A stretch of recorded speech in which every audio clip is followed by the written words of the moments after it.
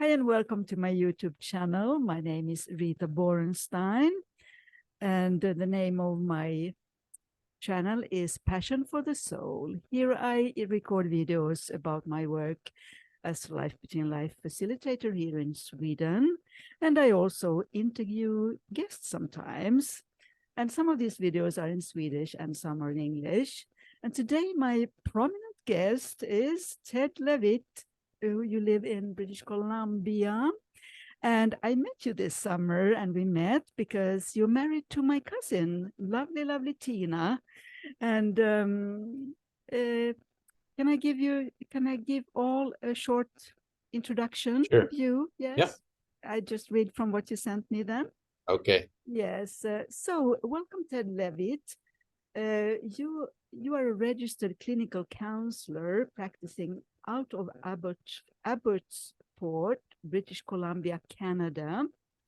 You have been a therapist for almost 20 years, and you have a busy private practice. It's called Connectivity Counselling. You specialized in impulse control challenges, especially ADHD, as well as trauma and relationship challenges.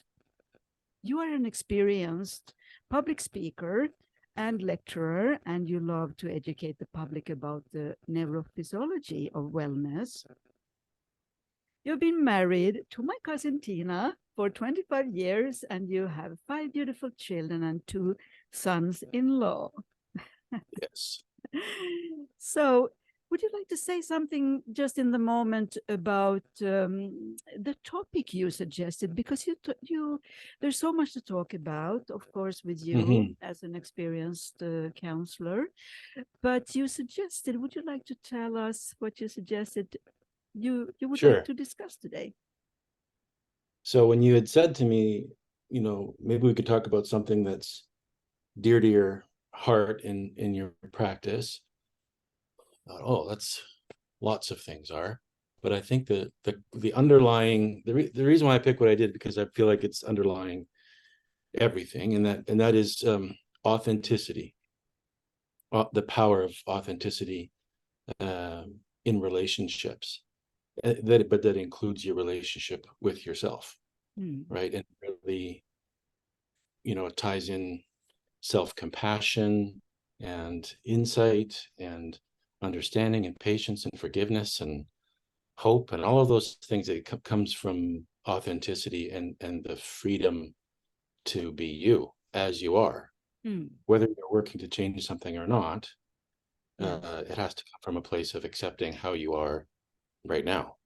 And it's extremely powerful, particularly in the field that I work in. I imagine for yourself as well, to just be real. I supervise student interns, so master's students working towards their counseling education, and I'll often tell them it's a lot easier to be a good therapist when you're not in school anymore, because no one's evaluating you. Because when you're being evaluated and someone's listening to your sessions and grading you, you're thinking too much, and you're thinking about how you're coming across. But I'll always tell them, you've probably gone into this field because you're naturally this way. And when you are not being evaluated from the outside anymore, you can relax a little bit and just be you, but like a well-informed version of you. But just the core part of helping is being real, because we can't fake authenticity. You can't fake being genuine, and people can sense it. They might not be able to put a name to it or put their finger on what it is about that person, but you can just feel a fake person, a person who's not really themselves. Surely, yes. So there's a lot of trust, obviously, that goes into a counseling relationship, and if they don't believe that you're you, it's a big ask for them to be open with you, right? That's true. Yes, I totally understand, I believe, because it took me a while when I used to be a therapist, more or less, or a nurse for that matter, that I would evaluate, so to speak, the client or the patient, but they evaluate me as well. And I cannot hide behind any professional kind of facade. Or I used to learn when I was a nurse that you have to be professional. And I thought that being professional is that it's not who I am. But of course, it's a difference between it's kind of role, one could say, but the I can't even say the word authenticity runs, I think, under all these professional characteristics, and also being a human being. So the people you meet, I read here what you have sent me about people with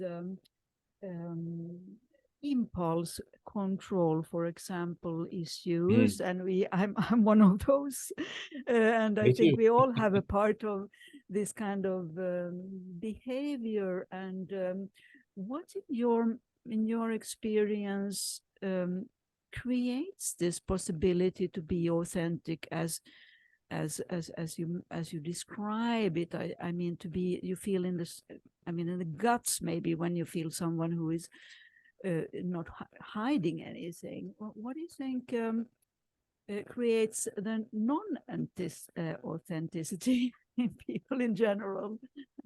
Well, Gabor Mate, I don't know if you've heard of him. He's Yeah, I a know. I heard it. Yeah. well-known author and speaker. His new book, he talks about how our culture, and that's a broad, I mean, our world culture, with few exceptions, has required us to sacrifice authenticity in order to maintain attachments. And because attachment is our primary instinct, like, it's not learned, it's from the womb. Our number one priority is to stay attached to the group or to the important people in our lives. That will always win out over authenticity. Yes. And so if I'm whether it's in a friendship or a family relationship with a parent or sibling or a professional relationship, if I believe that being myself threatens my attachment, I won't be myself. That's right. It's on an instinctive level. And so when you come to a place of either you have a secure attachment relationship to start out with in life, or the relationships that you're in, friendships or otherwise, you really feel solid and secure and safe in those, then we don't have to make a choice anymore between authenticity and attachment. We can actually have both. So that's one of the things I strive for, just in life, but it's, with my clients, of just accepting, like, you are how you are, right? So I'll give you an example. There was a woman that I was working with her son initially, a younger kid with ADHD. And through the process of him being assessed and diagnosed, mom realizes, that sounds a lot like me, which is a very common experience. And so she coming to talk to me about that. And so I think I was explaining something to her, probably talking too much, as I do. And I said, at the end, I said, so does that make sense? And she said, I wasn't listening. And I said, okay, I'll just say it again. And then she said, oh, that felt so good. I said, what felt so good? She said, to just admit it. Oh, yeah. Yes. To just admit it, right? Because we're used to masking that and being like, oh, yeah, I got you. But secretly we're like, oh man, I hope they don't ask me any follow-up questions, because I have no idea what they're talking about. That's true. But by being real myself and talking about my own challenges in that area, and just sort of laying a groundwork for, like, it's okay, it's not the end of the world, it's not a big deal. Yeah, you could just see the relief in her body of not having to pretend that she had it together when she didn't have it together. Yes. That it becomes my experience, that's how this personality is created more and more, and then there's layer after layer of adaptation and all this. So Mhm. so do you see both children and grown-ups in your practice, or I used to work with kids a lot. I managed mhm, a service in a nearby city, Langley Youth and Family Services, and mhm. it was sort of affiliated with the local police. So they were the main referral source, and it was kids that Mhm. were getting in trouble, Mhm. and with the idea that kids that are getting in trouble that young probably need help more than they need the law to be Yeah, involved. for sure. Yeah. Which, of course, usually when a kid's getting in trouble that young, there are family issues going on, and so Mm. um, I worked there for 6 years working Oh, with kids and families. yeah. And then my private practice, which I had sort of on the side, just kind of grew out of Mm. control. Yeah. And so I decided to leave there and do private practice full time. And Mm. I don't work with kids anymore. I work with like teenagers, about Yes. 15, 16 and older, just Mm. because of the way that I work. And that's also, to do with authenticity, because it's not natural for me to talk to 9-year-olds. Like No. that's how I communicate. Mm. And so if I had a young kid, maybe 8 or 9, and I have to like gear myself up to be like really present with them. And so Mm. I thought I need to hire somebody to work with me who loves doing that, Yeah. because the kids can feel it. The kids can feel when they come in, they're like, okay, well, what's going on? Not that I'm like that, right? But Yeah. inside I am. So Yeah. I hired a woman to work with me named Tracy Banks, and she loves working with kids. She goes Mm. out to the waiting room, she's like, hi, and they're like, whoa, right? I'm like, perfect. So she gets to be authentically her, Yeah. I get to be authentically me, Right. right? Because Yes. there's some pressure maybe sometimes as a therapist that we put on ourselves, Mm. that we're just supposed to just love everyone and No. just want to work with everyone and help everyone, but it's No. just not, it's not natural. It's all about And so, chemistry, as far as I'm concerned, because and right, nobody can hide behind. Of course, if you're a neurosurgeon, it's obviously important that you have your your knives in order. But yeah, working with clients like maybe you and I do, the chemistry is super important. Of course, I already, when people call me, I sense the chemistry, and these days it seems only people call me who we right away connect. I don't know how it's orchestrated, but it seems to be some kind of law of attraction or something. I don't know how it yeah. works. Well, Yeah, yeah, maybe your reputation has just spread. maybe. You're world Maybe. famous now, Rita. That's what it is. Pardon, pardon. You're just world famous. Ah, yes, sure. Yeah, but thank you. I love your humor. Yes, but what do you? How did it start for you actually to actually work as a counselor? I'm just curious. It's a long story, but how old were you when you were drawn to this kind of Oh, path? what was I? So when I was in university, my plan was to go into sports psychology, Mhm. because I love sports and I love psychology. And so I thought, I wonder if that's a thing, sports psychology. I found out that it was. I was like, okay, I'm Sure. going to do that. And all of my time in my undergraduate degree was spent building up to get into a graduate program in clinical sports psychology, Yeah. and I didn't get in. Mm. And it was sort of like I call it like an anti-miracle, where the miracle is when the improbable happens. And Yeah. in this case, uh, all signs pointed to me getting in, and I didn't. And I was Mm. like, what happened? So I thought, well, I think I just need to apply again next year. And in the meantime, I'll try and strengthen my resume, my application. So I started volunteering at a drug and alcohol treatment center because Yeah. there was an There opportunity. I you didn't have go. any experience in that. Yeah. And then while I was there, again, still just trying to make my application look better, they were hiring a support worker, and they said, "Oh, you should apply." So I did, and I was kind of overqualified for it with my education, but so that was my introduction to counseling. I was running a group 5 days a week for the guys in their first 2 weeks in the treatment center. It was a residential treatment center, and then that turned into counseling. But it's still in my mind, I was doing this in order to go do the other thing, and then the same thing happened for another year. I didn't get in again. I was like, what? How do I not get in? But by then I kind of realized that I was where I needed to be, where I was supposed to be. And so I said goodbye to sports psychology and started just being a counselor. Yeah. And while I was working there, I finished my master's degree, and I worked there for a little bit longer, but we had a difference in philosophy about how to work with the addictions. They were more of the tough love, 12-step, like get honest or get out kind of. And I was like, well, I think some people have a lot of trauma that they're trying to treat with drugs. Yeah. So then I left for my private practice full time, and that was back in 2012. Yeah. And then I was on my own for a few years. Then I was the manager of this other place. Then I came back here. Now we have a team.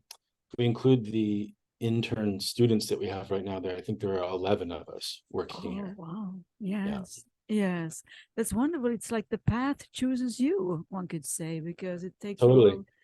a lot of energy to try to resist this kind of path that you're on now. I guess it happened the same way for me, basically, and I heard often these stories.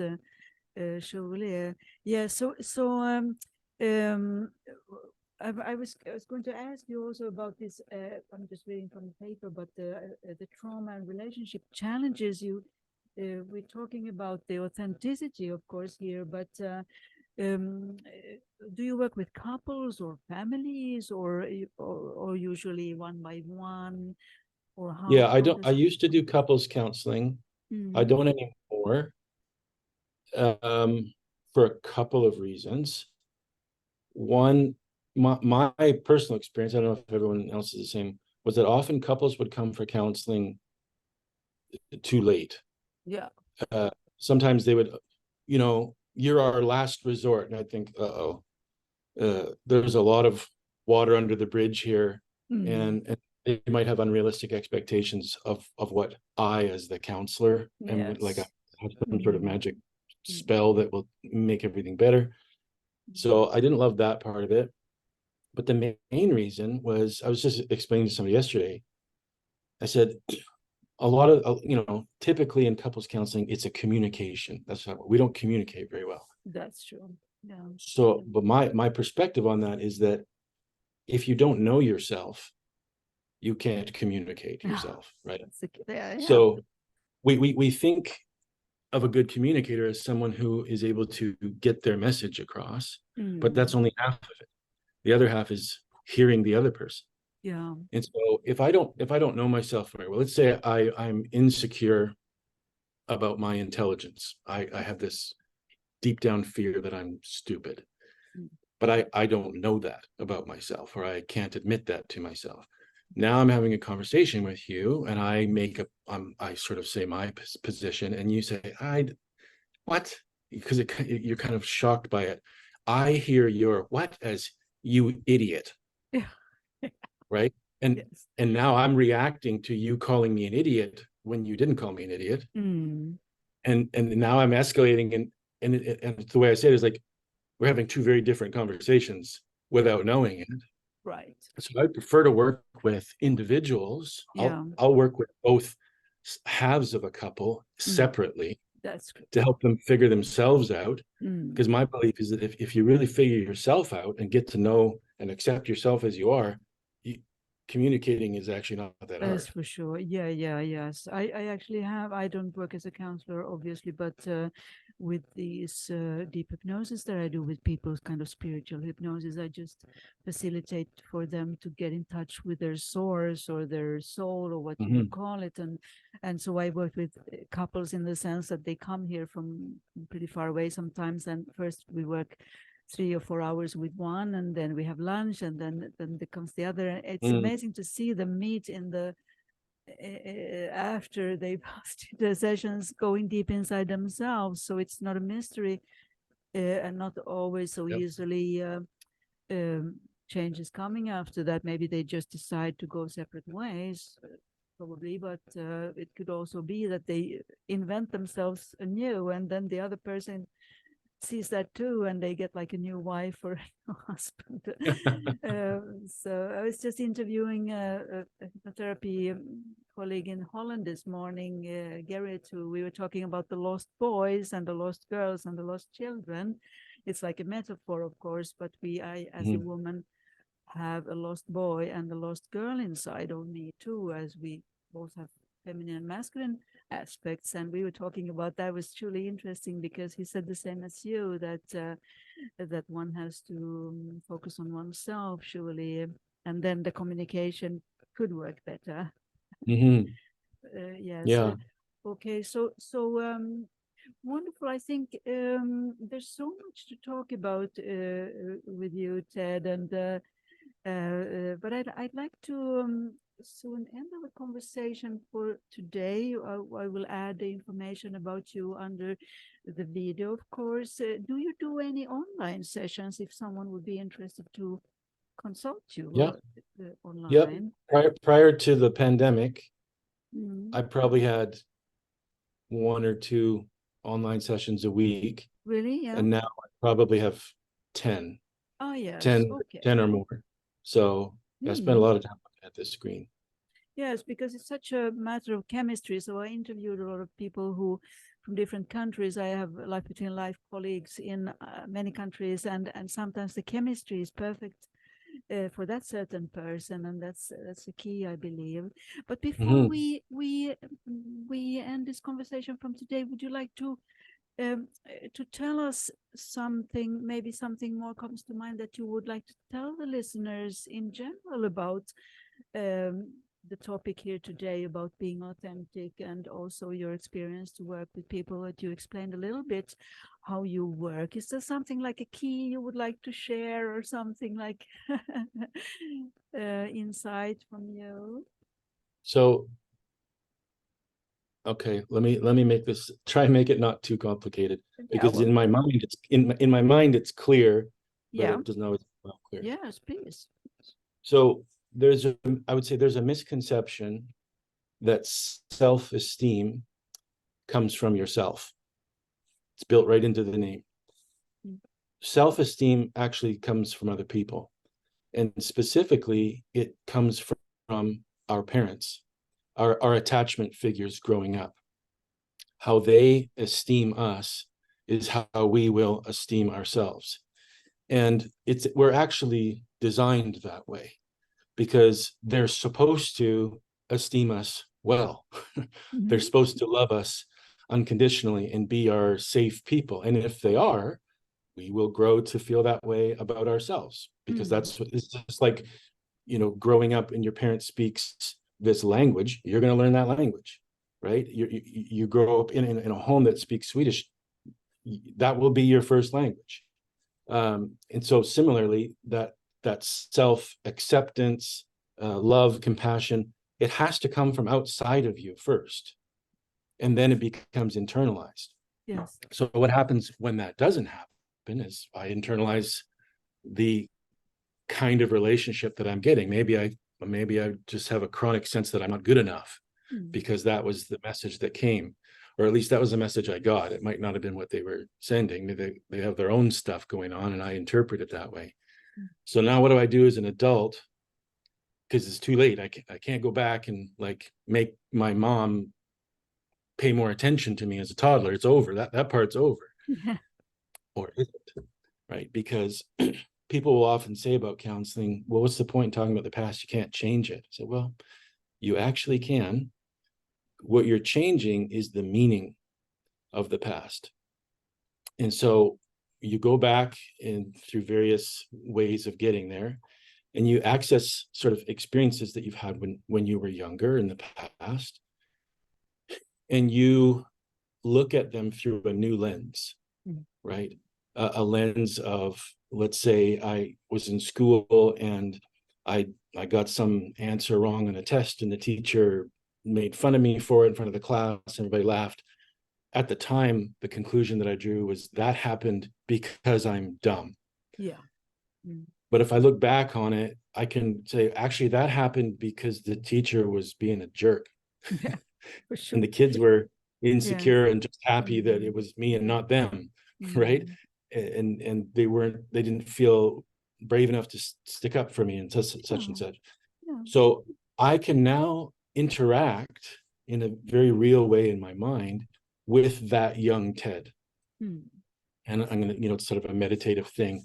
I can interact with that young Ted in that moment and help him through that moment in the way someone was supposed to have done back then. Right. Yes. And it's not just like a fluffy, wouldn't that be nice kind of exercise. No. It actually does rewire neural networks in your brain. It does. And it shifts your foundation away from I'm an idiot to sometimes people aren't very nice, which is very different, right? And so that self-esteem, in a sense, is coming from outside of myself, but it's my current self to my younger self.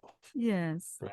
And what I say to people is it's not just retrospective, like you're looking, it's retroactive. Right. It actually does change the nature of that experience that happened before, and which changes how I feel now in the present. Yes. And so people will be looking for validation from people in their current life, but no amount of their validation will help young me feel better in his part of the timeline, because it's like two different universes, right? That's right. So we actually have to go back to then and heal what was wounded then. That's in order for it to show up in the present. That's right. There was a saying I read somewhere that it's never too late to have a happy childhood, but it's like a saying only. But working with hypnotherapy, I know that in this kind of realization that you're talking about, and also with you as a counselor and bringing that safe space for the person when we do the hypnotherapy in such a way too, it's also rewiring the brain because there's no time actually. So what happened then is also now, and then things change for the better, because it's like talking to your own child self in a frozen time, one could say, and then bring that child back home. So I think there's many ways to heal, of course, but it's wonderful with a counselor like you to get the support and to have the feedback and everything. So I can imagine it'd be nice to consult you. I like to think so. Yes. Okay, so thank you. You explained it surely well. I don't know what it was like in your head, but it came out really well. And I at least I completely understand, and I think our listeners will too. And yeah, probably. And if you as a listener want to get in touch with Ted, my dear friend here, please contact, is it okay they contact you, right? And and also maybe have some questions or comments under the video. So thank you. It's truly a pleasure to listen to you, Ted, and connect again with you. Nice to see you again. Okay. Bye-bye, all listeners. Take care. Thank you for listening. Bye.